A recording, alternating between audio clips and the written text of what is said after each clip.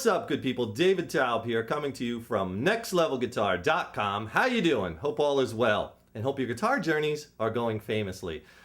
We've been getting lots and lots of email responses to our latest emails and whatnot, and an overwhelmingly number of the good people, that's you, want simple, easy blues licks. Simple, easy, and fun blues licks. So I'm going to do a whole series where I'm just going to cover a couple of licks in each video. What we're going to be doing for this whole series is we're going to be playing over the jam track that's in C minor.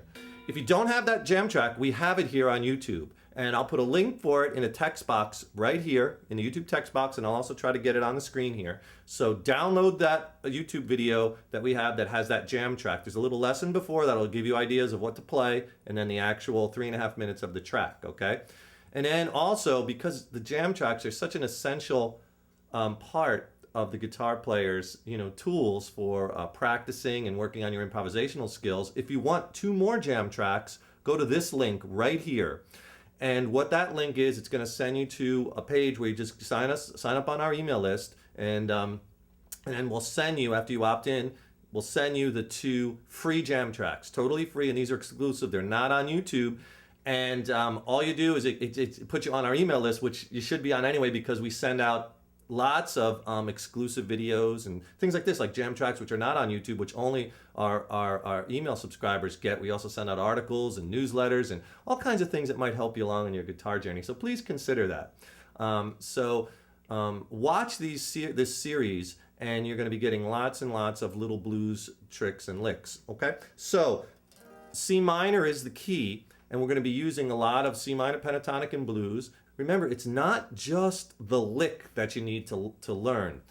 Also, be listening to when the chord changes, because in many instances, I'll play a certain lick and I'll land on a certain note when the chord changes, and that's what really makes strong solo statements. So you can't kind of just be off there in your own la-la land, soloing along, and the rest of the band or jam track behind you is like, oh, let's reel in Jimmy there. Hey, come on, buddy. What are you doing? You got to kind of be cognizant of what chords you're playing over, and if you really want to make some strong statements, pick certain notes in the certain chords, and I'm going to explain that as we talk about these licks. So it's really, really important that you just don't, to learn the lick, yes, but just don't learn licks. Learn from the lick.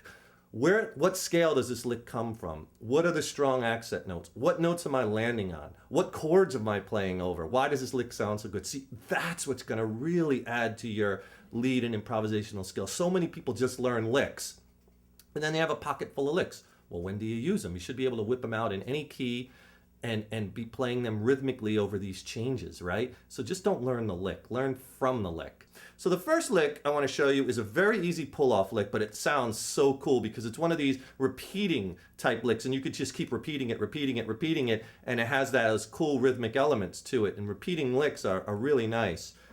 Here's the way the lick will sound.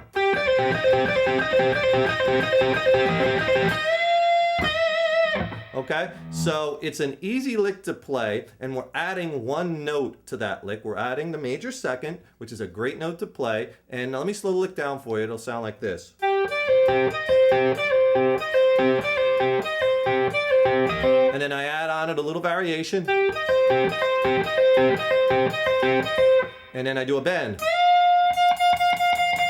And that's the lick, and that bend is very important because what I do is I time that lick. At first I'm playing that lick in the intro to this piece. I was playing it over the C minor chord, but I'm listening to when that F minor 7th chord comes up. And then what I do is I time that lick, so when I get to that bend, see what I'm doing is I'm bending that E flat note on the 11th fret of the high E string up to the F note.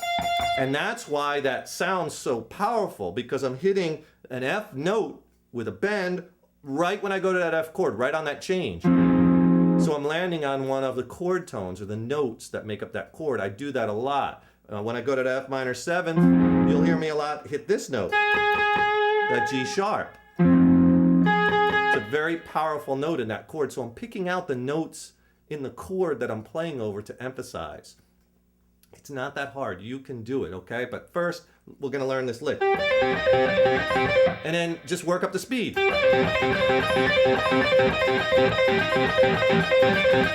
And there's so many different variations you could do with that lick. You know, you can go back and forth between your third and fourth finger. You know, it's just the fourth finger. Or just the third. So there's all different things right in that little kind of box we're playing with this little pull-off lick. So our first lick that we're playing is this one.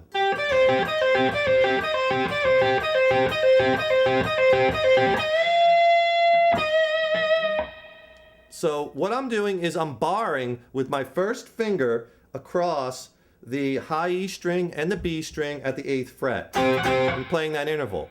And then what I'm going to do is we're going to be adding this note. This note is technically not in the minor pentatonic blues scale. This is the major second. That's a great note to add though. It's in both the Aeolian and the Dorian modes, which are minor modes. It sounds really cool. So we're going to be adding the D note for this lick. So with an upstroke, play that B string with your first finger barred at that 8th fret. And then with a downstroke, play that D note. That's that 10th fret on the high E string.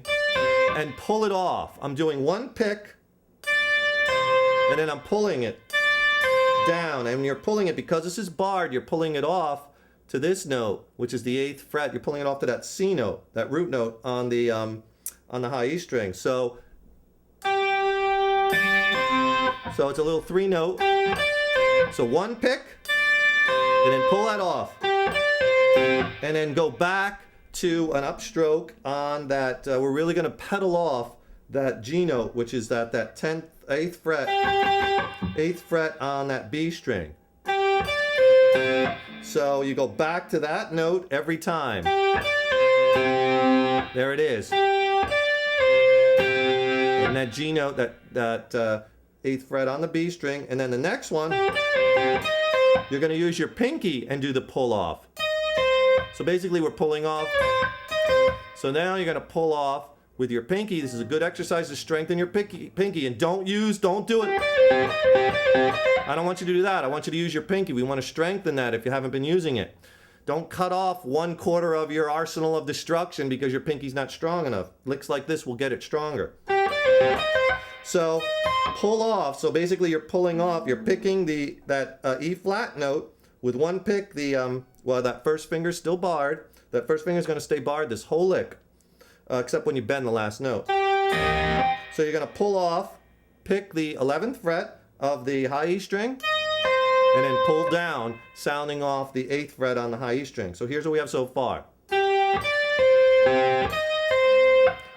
That's the lick.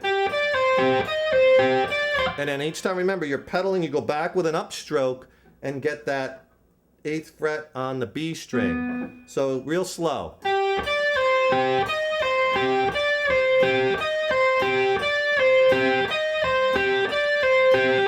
And then build up the speed.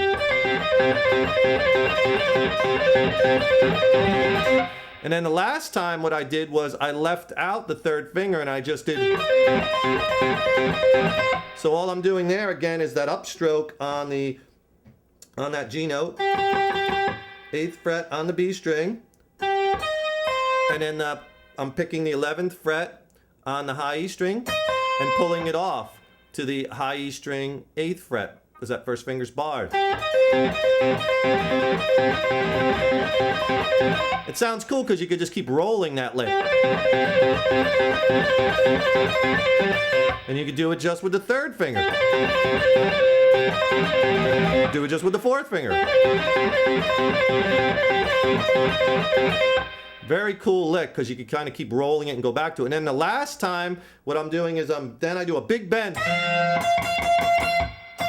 where I'm bending a whole step, and notice when I bend, I use as many fingers as possible. I use at least 3 or 4 most of the time, and I'm bending that 11th fret, or that E flat note, 11th fret on the high E string, up to the F note, which is at the 13th fret of the high E string. And you really want to make sure you hit that pitch.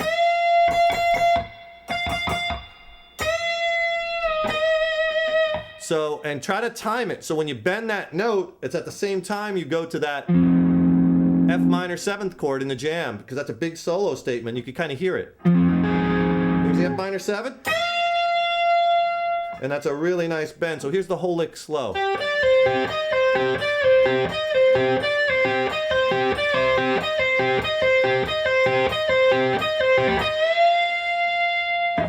Well, I hope you like all these easy, fast, and fun blues licks that we're doing in this series. There's 6 of them in this series, so check them all out. And then make sure you download the jam tracks. And I'll put those links in the text boxes right here. Rock on and put that guitar in your hands every day and rip it up. Take care.